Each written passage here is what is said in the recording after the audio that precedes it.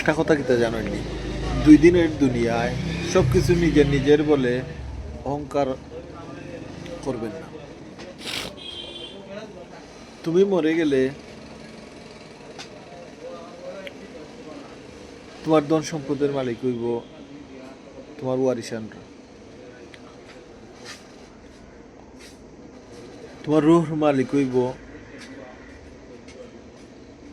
আজরাইল,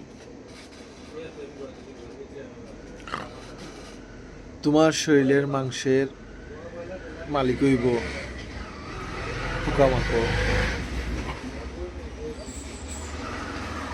তোমার শরীরের হাড্ডিগুলার মালিক হইব মাটি। আর নিজের বলতে তোমার কিছু নাই। নেক আমল করতে পারেন, ওটাও থাকবো নিজের। নিজের নিজের বলতে